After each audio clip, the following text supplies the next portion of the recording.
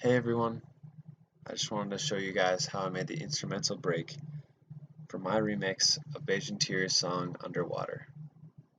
It's something I haven't really seen anyone else do, and I thought it might be interesting for you guys to see and maybe try out on your own.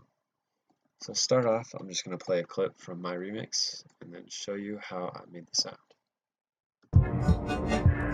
And I know you'll surely die.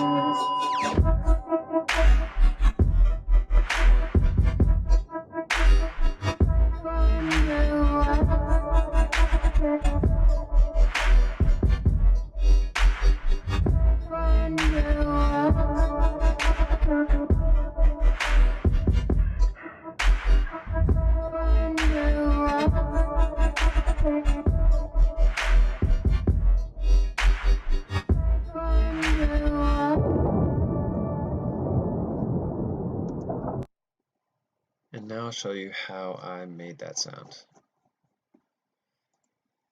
So it all started with a vocal sample from the original song where the lead singer sang into a vocoder. This is what that sounded like.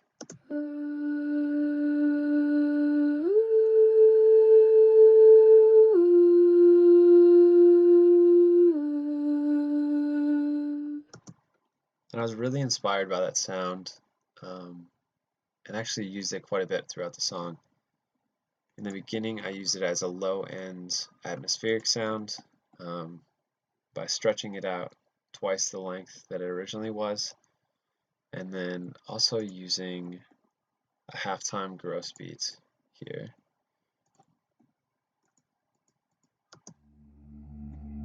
If you listen closely,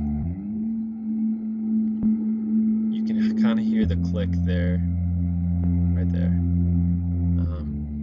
from gross beat being added, which isn't super great to the ear, but when mixed together with everything else, I really liked the overall sound. Thought it was kind of unique.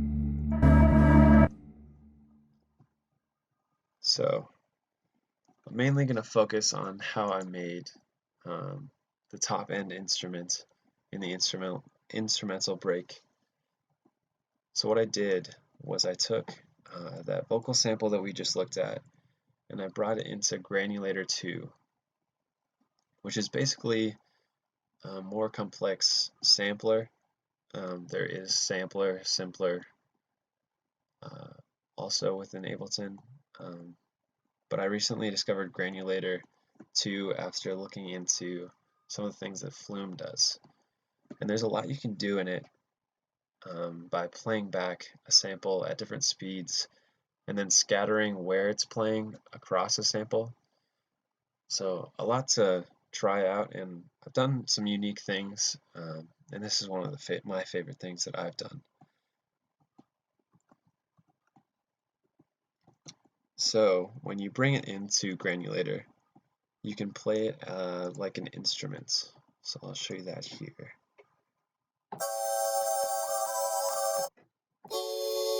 It sounds pretty cool. A little weird and kind of hard on the ears.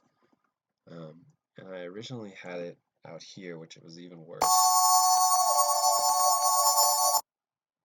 But landed on this once I got more into adding different things. And I'll show you what I added to it to get to where it was in the final product.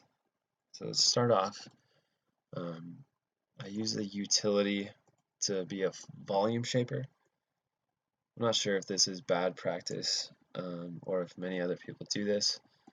I just saw it as a simple way to do what I was trying to come across without using an external plugin. But I also did use Kickstart later on, so I'll show you that too. I'll show you that as well. So with the original chords here, I think I layered 2 or 3 octaves, maybe 4 octaves, not even sure. But then using utility, it sounds like this.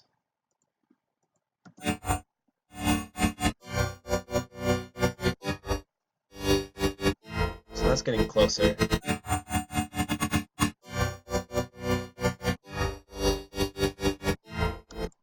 And then I started to add some other weird things, like decapitator here. So this is a compressor, and I don't think I adjusted too much. I think this is right when I got decapitator. I might have just used a preset or something. Looks like I did. So it's a compressor, and I've started to actually use it quite a bit. And this is what that sounded like added. It sounds a little more full and well compressed, and then it's pushing a little harder, like you kind of feel going through the cracks a little more. And then after that I use Decimort, which is one of my favorite plugins currently. It's a bit crusher. It makes things sound kind of pixelated, and I haven't really seen anyone do this. This is probably the main thing that I haven't seen people do, is that I modulate the resampler frequency knob up and down. I do it by hand a couple times, and then I'll go in and clean it up to make it sound the best to my ear. So I'll keep this open and show you what that is looking like. Also show you down here how it's modulated.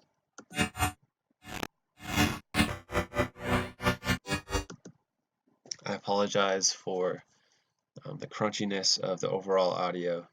My CPU spikes once in a while, so try that again.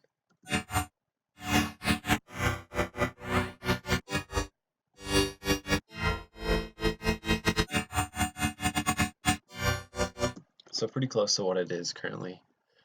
But I also added Kickstart, which is a volume shaper that is basically just side chaining a constant quarter note kick, and it helped it push a little further or have that bouncy feeling.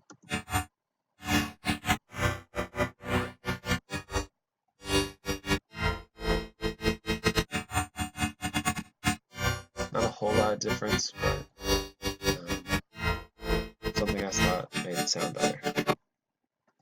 I also added a saturator, which it brings out frequencies. Turn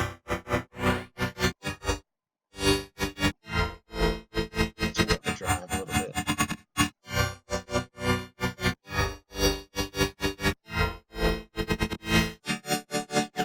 And then I tamed it down by using an EQ here to take out the frequencies that I didn't enjoy.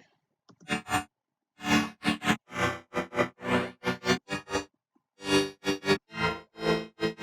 if you see here, I also have a mid, high, and low EQ with the high and mid modulating. And that was in order to make it sound like it, well, I guess just the high is modulating here, but the mid modulates over here. But I was just trying to make it sound like it was more underwater, because less high frequencies are heard when your ears are underwater.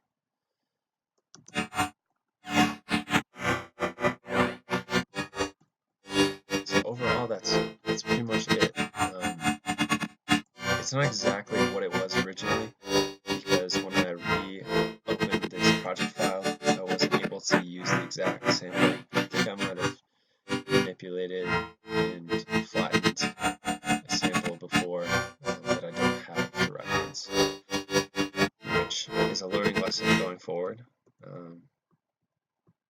But I hope you learned something from this video. I hope it was kind of interesting, and I do plan on doing these things more. So if you have any questions, feel free to reach out, and I'll see you in the next video. Thanks.